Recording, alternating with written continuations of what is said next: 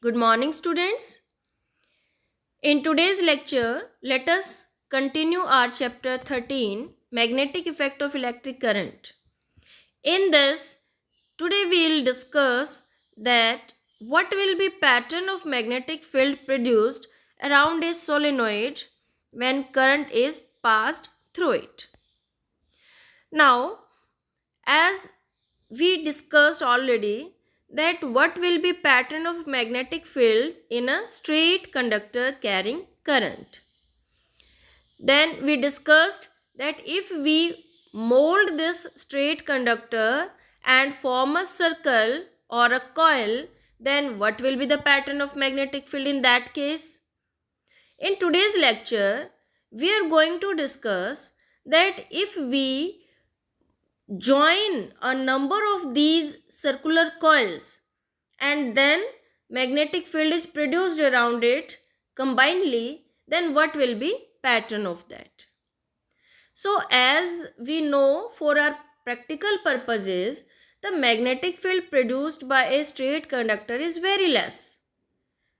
When we mold it in the form of circular coil, it will be increased, but it will again less for our practical purposes. So to produce large magnetic field strength, we join a number of these circles, and if we join these number of circles, then it is made up in the form of a solenoid. So solenoid is nothing else, but it's simply a straight wire, but it have been molded in the form of a cylinder. Just like let us do its definition, that is solenoid is a coil of many turns of an insulated copper wire closely wound in the shape of a tight spring. You must have seen spring, students, in your pens also, or in some other places also. So its shape is just like a spring, and it is made up of insulated copper wires. Or another definition you can do, that a solenoid is a long helically wound coil of insulated copper wire. The main thing in this is a long solenoid.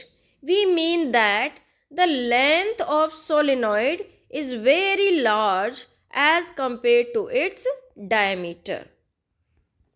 Now, when this solenoid is connected with a battery, and when we start the battery, then what happens? The current start flowing through the circuit, and this is positive terminal, this is negative terminal, so this will be the direction of current.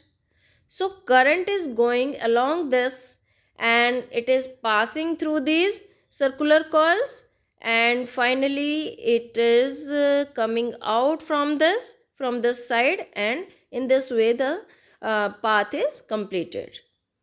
Now as current is passing through it, and we know when current passes through a circuit, then magnetic field is produced. Now as if we consider this solenoid as a combination of number of coils, then we can imagine that as in a single coil, the magnetic field produced is same at every individual point. It is concentric circle, and these concentric circle go on increasing their radius, and at the center it seems to be straight line. So we can say that these will be the combined effect of magnetic field lines produced by all these circular coils.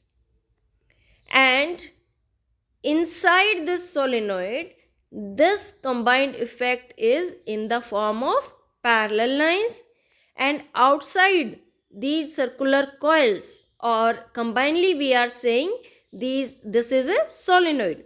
Outside this solenoid, it is in the form of these circles having bigger radii. But one main thing you notice here, that these magnetic field lines seems to come out from one side of the solenoid and go inside from the other side of the solenoid. So we can say that when an electric current flows through a solenoid, a magnetic field is set up around the solenoid, which is similar to the magnetic field of a bar magnet. Definitely, we can compare these figures. In bar magnet also, we discussed and we have seen that the magnetic field lines produced outside the bar magnets are in the form of circles having different radii, and inside this bar magnet, because this is a closed loop, so it will complete the circle, and inside the bar magnet it was in the form of straight wires, parallel lines. So in the same way we can compare here also. Inside this solenoid the magnetic field is in the form of parallel lines, and outside this solenoid the magnetic field is in the form of magnetic field lines are represented by circles which are in the form of closed loops.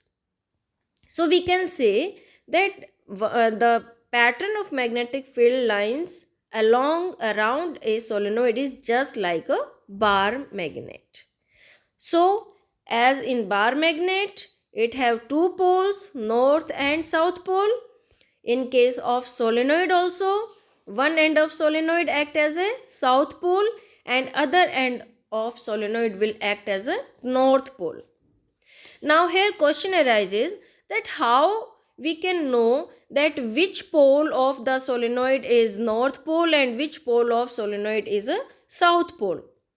For finding that, in next few slides we'll discuss some rules, and according to those rules we can judge that which end will be north pole and which end will be south pole.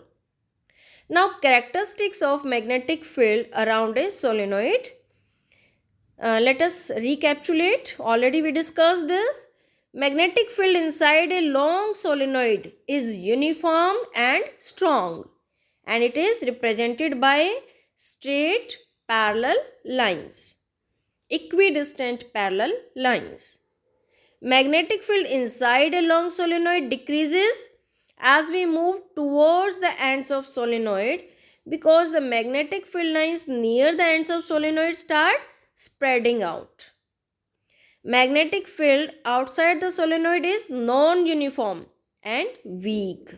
Non-uniform, as we can see, it is not represented by parallel equidistant lines. Magnetic field lines inside a solenoid are from south pole to north pole, just like in bar magnet, and outside is from north pole to south pole. Magnetic field setup around the solenoid is similar to the magnetic field of a bar magnet. Now, rule to find the poles of a solenoid. One rule is Ampere's right hand rule. For finding the magnetic field around a straight wire, we discussed Maxwell's right hand thumb rule. And for the solenoid or for a circular coil, we discussed Ampere's right hand rule. Now in this picture also you can see this is a solenoid, and we are holding this solenoid in our right hand. So grasp the solenoid with the right hand so that the fingers point along the direction of current. These fingers are curling along the direction of current. You can see that this is the direction of current around this solenoid.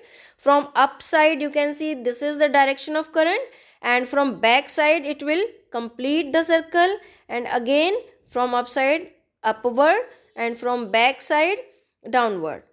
In front upward, back side downward. In this way this circle of electric current is completed. So these fingers are showing the direction of electric current. Then the extended thumb will indicate the face of solenoid that has north polarity. So this thumb is telling about the direction of magnetic field, and magnetic field is from north to south. So this thumb is telling about the direction of north pole. So it is reverse than the Maxwell's right hand thumb rule. Here the fingers are telling about current and thumb is telling about magnetic field. In the same way, another rule for finding the poles is clock rule. This rule gives the polarity of any phase of circular current loop.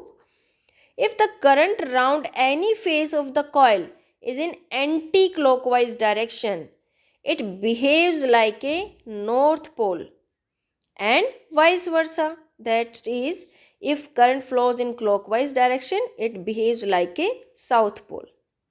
That is, suppose if current is flowing like in this direction, so this direction is known as clockwise direction. Clock moves in this direction, so it is clockwise direction. So this direction resembles with S letter. So this gives us the south pole of that solenoid or of that coil. And if this current moves in this direction is anti-clockwise direction. And if we draw a letter N, then this letter is also resembling with the anti-clockwise direction. You can remember it like this, that the letter S resemble with clockwise direction. So if current is in clockwise direction, that polarity is south, and if the coil have anti-clockwise direction and this anti-clockwise direction resemble with letter N, so this is north polarity. In this figure also you can see this is the direction of current, and here you can see that this is the direction of current and it moves like this, and finally here this is the direction of current. Now in clock rule, what you have to do at home, you just fold a paper in the form a cylinder, or you can take any object which is of cylindrical shape and just view that cylinder from this end. Stand here and this end should be in front of your eyes, and then just see the direction. If the direction of current is in anti-clockwise direction, if this is in anti-clockwise direction like this, you can see this is current. It is going from this side and from back side it is completing the circuit. Again up, down, up, down. So this is direction of anti-clockwise direction. So this pole of this solenoid is north pole. And from other side, if you are standing on this side, just hold that paper from other side now. Just point something here and hold that paper now on this side, stand in front of this side, and then again observe this direction. Now this direction will be like this. This is clockwise direction, and clockwise direction is south pole. So next is why magnetic field produced by solenoid is more. Why we use solenoid? Why we are not using a straight wire or a single coil? So as the direction of current flowing in each turn of coil is same, so the direction of magnetic field produced by each turn of solenoid is also same. The magnetic field produced by each turn will therefore get add up to give the magnetic field produced by coil of n turns. Thus the magnetic field produced by coil of n turn equal to n times of magnetic field produced by a coil having a single turn, because each single turn magnetic field will get added up, and in solenoid they are giving us the combined effect of the magnetic field. So magnetic field strength is more. Now, important question: factors on which magnetic field produced by current carrying solenoid depend. One is the strength of current flowing through the solenoid. More the strength of current, more will be the strength of magnetic field produced around a solenoid. Second is the number of turns of wire in the solenoid. More the number of turns per unit length in a solenoid, more will be the magnetic field produced around it.